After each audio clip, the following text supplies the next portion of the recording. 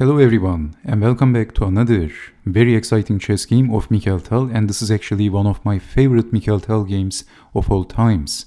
So in this chess game, Tal had the white pieces, and his opponent Rene Martner was the 5 times Chilean chess champion who is playing with the black pieces, and this was a chess game from 1963 from the Capablanca Memorial Chess Tournament, which was played at the hometown of the legend Jose Raul Capablanca, Havana, Cuba. So let's see what happened. This is actually one of those Mikhail Tal games that stayed with me for a very long time, which I never forget. So let's see what happened. Tal starts the game with e4, we have e5, and then we have the Spanish game a6, bishop to a4, and then d6, c3, bishop to d7, and pushing the pawn d4, developing the knight, bishop back, actually normal moves. So knight to g5, and in this position you can see that this bishop is a little bit stuck, so black needs to develop this bishop. Pushing the g-pawn to g6 and then fianchetto the bishop is a very logical idea, but in this position Rene Martner played g5, and this was actually almost an opening blunder right on the spot. So again, this move should have been considered, and you can see that the light squares is not weak and black can later develop his bishop, but we have in this position g5, and this was a blunder because of queen to h5. And how to defend the checkmate threat? Queen takes on f7. Making blunders like this against an extremely dangerous attacker like Mikhail Tal was extremely dangerous. So Tal immediately seizes the initiative, he smells the blood, and he is attacking the king. So we have rook to h7 defending with the rook, but this fails to bishop takes on g5. Actually, black can easily blunder in this position. Bishop to e6 is a blunder, this pawn is pinned. So if knight to g6, then we capture the knight, and this is also getting checkmated actually. And how about d5? Actually, this is also losing because after knight takes on b3, white can push the pawn, and this is all over, both threatening checkmate and attacking the bishop. So after capturing, the pawn is pinned, and how to defend? So this is actually losing on the spot for black. So in this position, queen to h5, and black is defending with the rook, but bishop takes on g5. So you can see that this pushing the g5 pawn, pushing the g pawn to g5 was a very bad move. So e takes on d4, and then f4 by Tal, and after queen to c8, bishop is coming to g4. Tal simply pushed the pawn and defending. D takes, knight takes on c3, knight to e5, and then bishop to f6. So knight back, and then bishop takes knight. And in this position, knight back is a very good move, attacking the pawn. But Tal played knight to g6, sacrificing the knight. What an exciting move by Mikhail Tal. But we have bishop to d6. So if capturing the knight, then we have forking king and the rook, but capturing the knight is even better. The bishop is pinned, also attacking the rook. This is doom and gloom for black.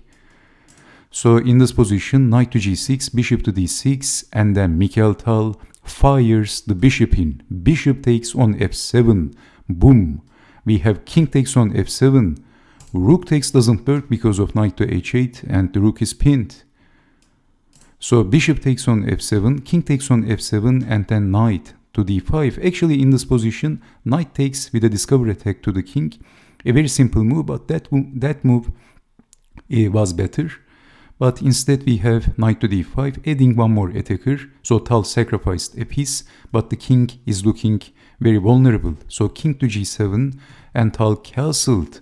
All of the pieces of Tal is very aggressive and very active.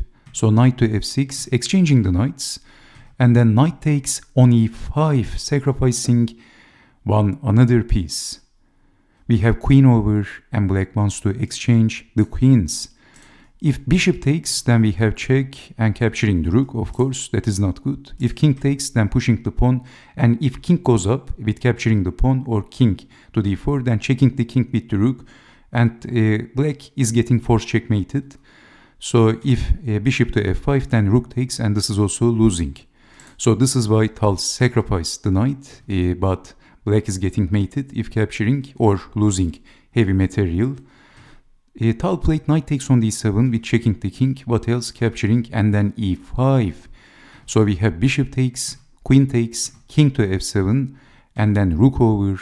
Bishop is pinned, so we have rook to d5, and this was a blunder.